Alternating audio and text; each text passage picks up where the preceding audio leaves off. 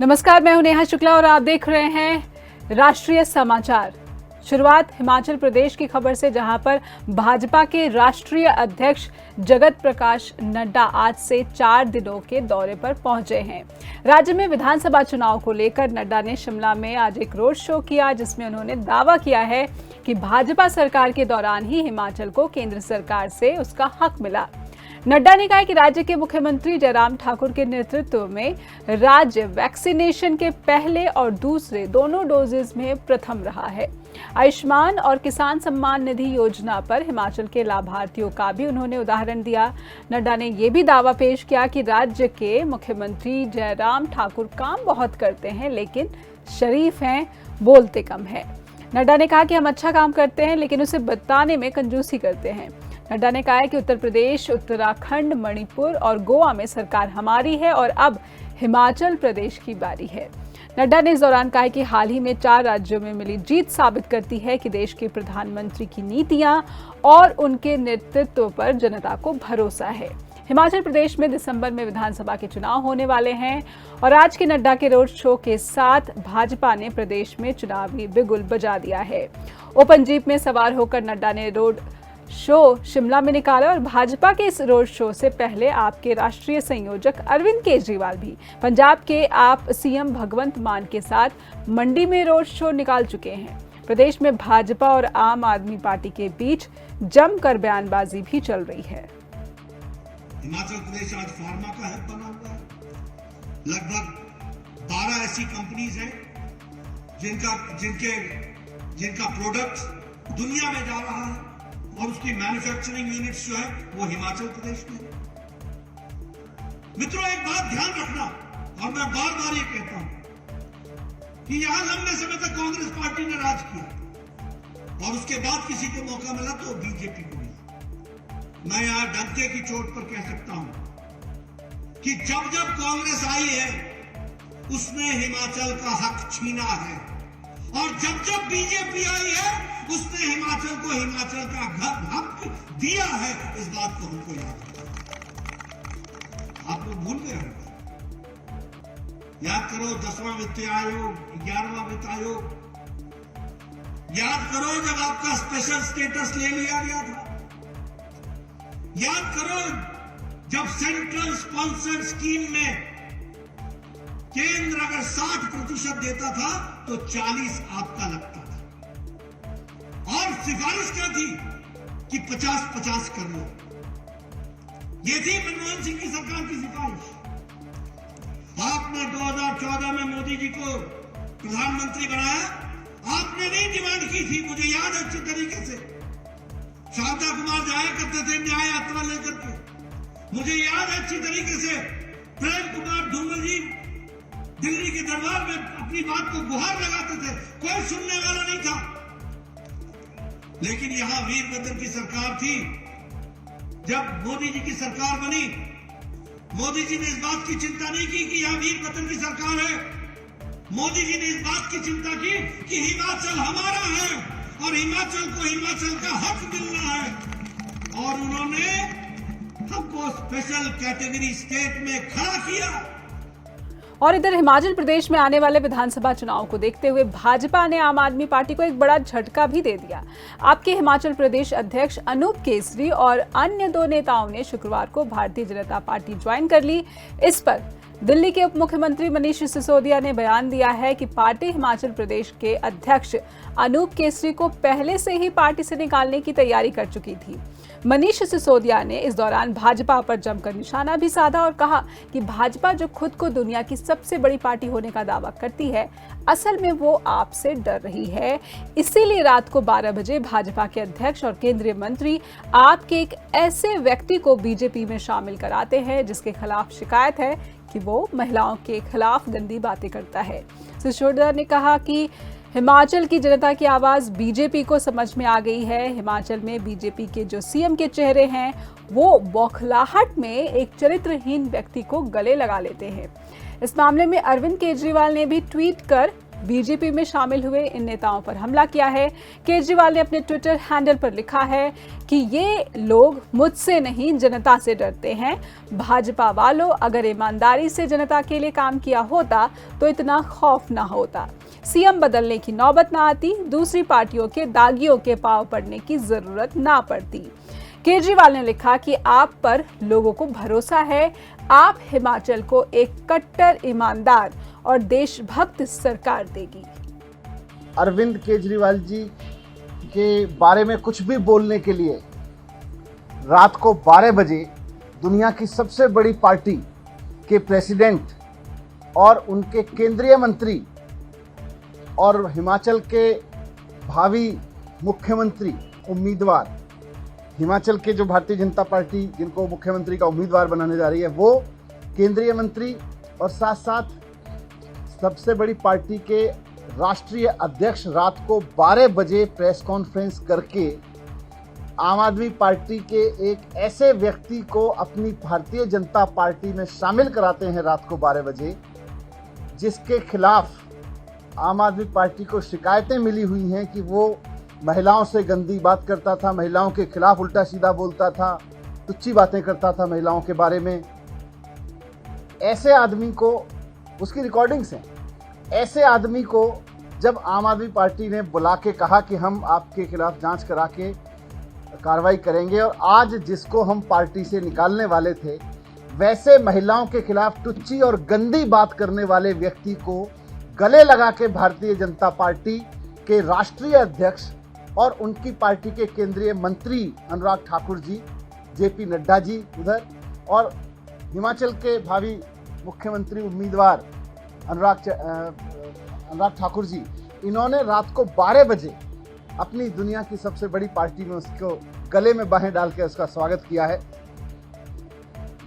तो सबसे पहले तो इससे यही साबित होता है कि हिमाचल की जनता के दिल की आवाज़ भारतीय जनता पार्टी को समझ में आ गई है, वरना दुनिया की सबसे बड़ी पार्टी के राष्ट्रीय अध्यक्ष को रात को 12 बजे एक चरित्रहीन व्यक्ति को अपने साथ गले लगाने की जरूरत पड़ गई। और इस बीच कांग्रेस के पूर्व अध्यक्ष राहुल गांधी ने बहुजन समाज पार्टी की प्रमुख मायावती को लेकर एक बयान दिया है। राहुल गांधी ने कहा है कि मायावती को उत्तर प्रदेश में गठबंधन करने और मुख्यमंत्री पद का चेहरा बनाने तक की पेशकश उन्होंने की थी, लेकिन उन्होंने बात तक नहीं की। राहुल ने यह भी दावा किया है कि सीबीआई, प्रवर्तन निदेशालय और पेगासस के जरिए बनाए जा रहे दबाव के चलते मायावती दलितों की आवाज के लिए नहीं लड़ रही हैं और इस तरह से भाजपा को खुला रास्ता दे दिया। राहुल गांधी भारतीय प्रशासनिक सेवा के पूर्व अधिकारी और कांग्रेस के नेता के राजू की किताब the Dalit truth, the battles for realizing Ambedkar's vision के विमोचन के लिए पहुंचे थे और इस दौरान उन्होंने हाल ही में हुए उत्तर प्रदेश विधानसभा चुनाव को लेकर ये टिप्पणी की। हाल ही में हुए उत्तर प्रदेश विधानसभा चुनाव में भाजपा ने लगातार दूसरी बार जीत हासिल की है। कांग्रेस सिर्फ 2 और बसपा 1 सीट पर ही जीत पा सकी। राहुल ने दावा किया कि आज सीबीआई, ईडी और पेगासस के जरिए राजनीतिक व्यवस्था को नियंत्रित किया जा रहा है। जैसे गाड़ी है,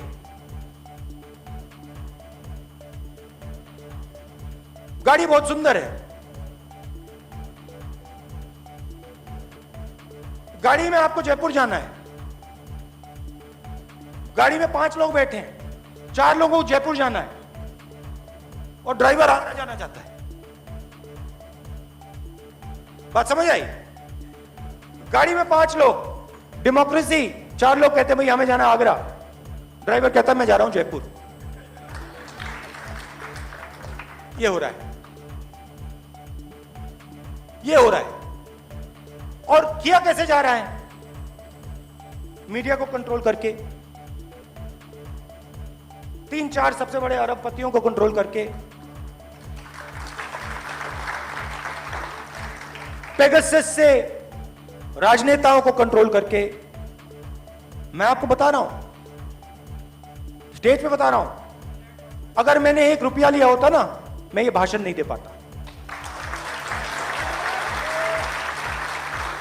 मैं वहां पे कोने में चुप बैठा रहता, ये भाषण नहीं दे पाता। तो पेगासस, सीबीआई, ईडी ये पॉलिटिकल सिस्टम को कंट्रोल करते हैं। कोई राजनेता, जैसे आपने देखा होगा मायावती जी ने चुनाव ही नहीं लड़ा।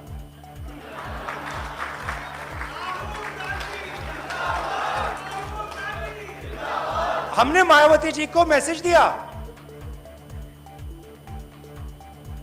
अलायंस करिए, चीफ मिनिस्टर बनिए। बात तक नहीं की, बात तक नहीं की। जिन लोगों ने, कांचीराम जी ने, रिस्पेक्ट करता हूं मैं, खून पसीना देके दलित आवाज जो थी उत्तर प्रदेश की, उसको जगाया।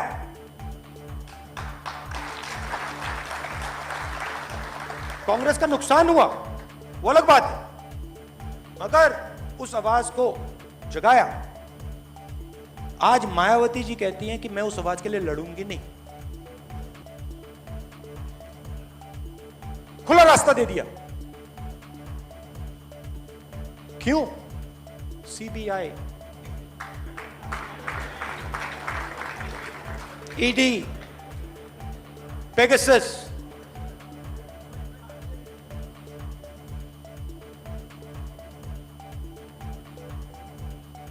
लड़ाई सिर्फ जनता कर सकती है। जब तक हिंदुस्तान कि जनता के अंदर जो आवाज है, जब तक वो नहीं निकलेगी, तब तक इंस्टीट्यूशन को कंट्रोल करके कॉन्स्टिट्यूशन को ये लागू नहीं होने देंगे।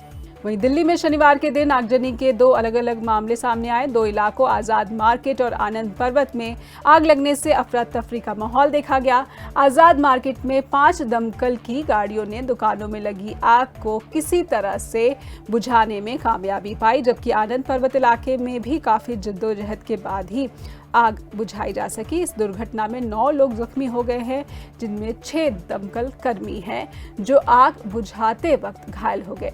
दरअसल आग लगने से कई सिलेंडर्स में भी धमाका हो गया, जिसके चलते दमकल कर्मी और नागरिकों को मिलाकर कुल 9 लोग घायल हो गए। इन्हें बीएल कपूर अस्पताल में दाखिल कराया गया है और सभी की हालत स्थिर बताई गई है। बाबा रामदेव की पतंजलि आयुर्वेद की अगुवाई वाली फूड ऑयल कंपनी रुचि सोया ने बैंकों का 2,925 करोड़ रुपए का पूरा कर्ज वापस कर दिया है। इसी के साथ कंपनी कर्ज मुक्त हो गई है। रुचि सोया ने हाल ही में अपने एफपीओ के जरिए 4300 करोड़ यानी 4,300 करोड़ रुपए जुटाए थे।